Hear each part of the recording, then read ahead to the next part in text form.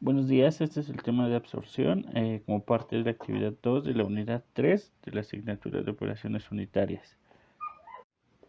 Se conoce como absorción a la operación unitaria basada en la transferencia de masa, en la cual un fluido definido como soluto A es absorbido por medio de un fluido donde el soluto presenta un grado de solubilidad.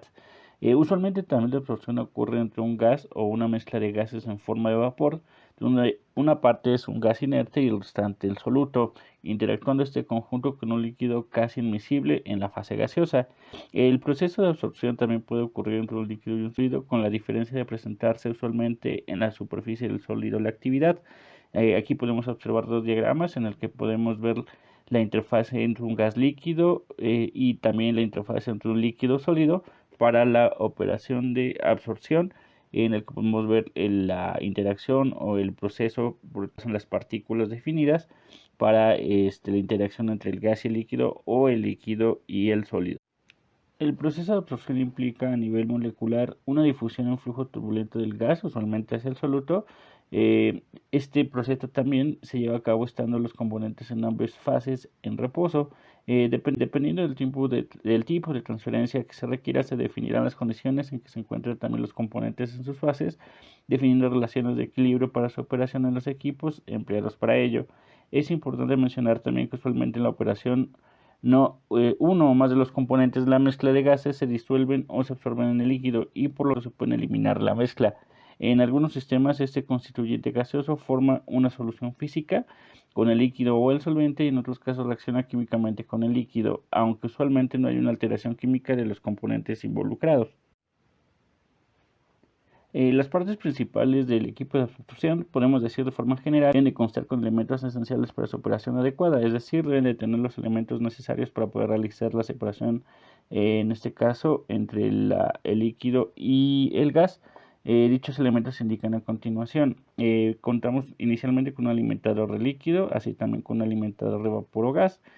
También se requiere la presencia de un distribuidor de líquido, así como las salidas respectivas para el líquido y para el gas. Así también, usualmente, dependiendo del tipo de torre empleada para la absorción, se requiere de una sección empacada o de una sección donde se pudieran ubicar los platos.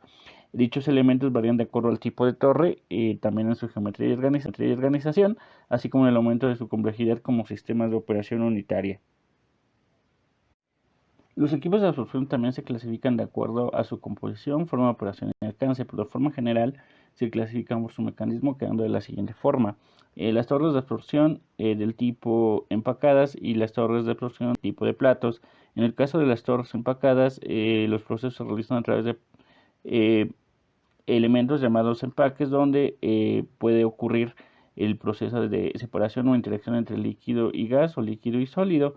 Y en cuanto a las torres de absorción de empaques, la diferencia radica en que el tipo de dispositivos empleados para ubicar el proceso son empaques que varían con sus características en cuanto a geometría y también a materiales de elaboración, entre algunas otras variantes como densidad.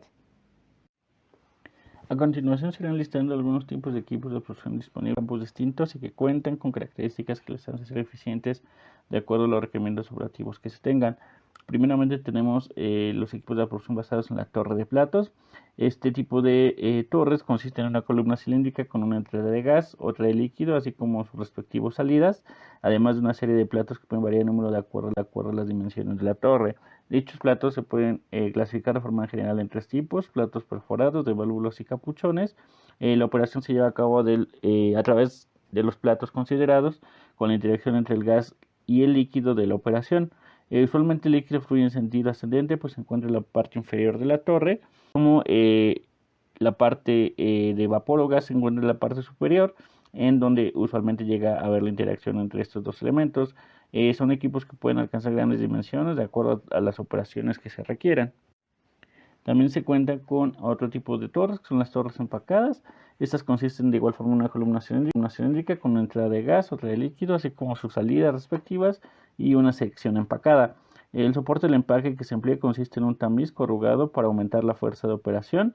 La operación se lleva a cabo usualmente en la parte superior de la sección empacada, donde se encuentran usualmente el líquido y el soluto en concentraciones bajas. El gas con una mayor concentración de soluta suele ubicarse en la parte inferior de la sección empacada y asciende a través de los intersticios del empaque en contracorriente con el flujo del líquido. Además de que son equipos que también pueden alcanzar grandes dimensiones de acuerdo a las operaciones que se requieran. Respecto a los empaques, estos son empleados en las torres para la succión, como hemos mencionado, se dividen de forma general en tres tipos: aquellos que son empleados de forma aleatoria en la torre, otros que se ordenan a mano en la torre, y los más recomendables conocidos como empaques ordenados o estructurados, que son posicionados de acuerdo a un orden definido para la operación. A continuación se listan los empaques más usuales y sus características. Como primera tipo de empaque tenemos los anillos Raskik. Este tipo de empaque son elaborados usualmente en materiales cerámicos de forma cilíndrica para su operación. Son usualmente de dimensiones menores, así como baja porosidad. Son los empaques más antiguos disponibles, aunque actualmente no son tan empleados en cualquier tipo de operación, y son de geometría cilíndrica. También contamos con los empaques de anillos metálico PAL. Este tipo de empaques son elaborados usualmente en materiales metálicos como acero inoxidable. Son de dimensiones menores, así como de baja porosidad.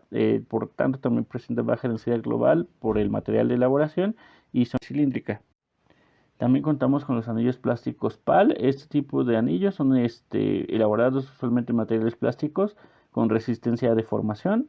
Son de dimensiones menores y baja porosidad, además de también presentar densidad global baja por su material de elaboración, y de igual forma son de geometría cilíndrica. También contamos con los empaques de montura Bell. Estos son elaborados usualmente en materiales cerámicos resistentes, son de dimensiones menores pero porosidad intermedia, tienen una densidad global intermedia por su material de elaboración, y de igual forma su geometría es parecida a una montura horizontal. También contamos con el empaque de montura de cerámica Interlux. Estos son elaborados también en cerámicos resistentes, son de dimensiones mayores y porosidad intermedia. Su densidad global intermedia es debido también a los materiales en los que son elaborados, y de igual forma su geometría es parecida a una montura, pero en este caso en un sentido lateral.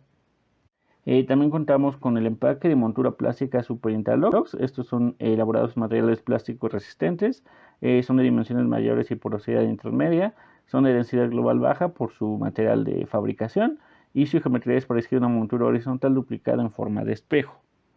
Y también podemos mencionar la montura metálica Interlux. Estos son elaborados en materiales metálicos resistentes, son de dimensiones mayores y porosidad intermedia. Su densidad global es alta también por el material de fabricación, y además su geometría es parecida a una montura horizontal en forma superficial, pero con aperturas en el área inferior. Los procesos de absorción son empleados usualmente como medios de separación, eliminación de algún componente en una mezcla gaseosa. Entre estos podemos mencionar, por ejemplo, la eliminación de dióxido de carbono y sulfuro de hidrógeno del gas natural. Otro ejemplo usual es su uso por el lavado de amoníaco a partir de una mezcla amoníaco-aire con la ayuda de agua en su estado líquido. Podemos mencionar por ello la absorción es una operación unitaria de principal uso en la industria química o petroquímica, aunque también en menor grado en otras como la alimenticia o farmacéutica. Respecto a las ventajas y desventajas de esta operación unitaria, podemos mencionar como ventajas: su operación puede ser muy eficiente para la separación y eliminación de compuestos en mezclas de gases, ofrece una posibilidad de separación rápida y usualmente no hay una interacción química entre los elementos considerados.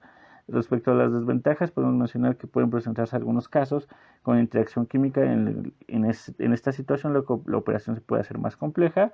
Los equipos disponibles pueden llegar a ser costosos en comparación a otros procesos, y requieren también de instalaciones con ciertas características, principalmente con suministros energéticos altos para su operación.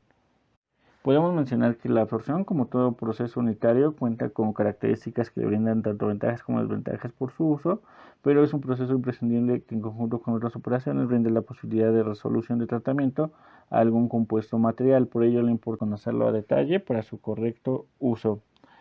A continuación mostramos ahora algunas de las referencias empleadas para la elaboración de esta presentación.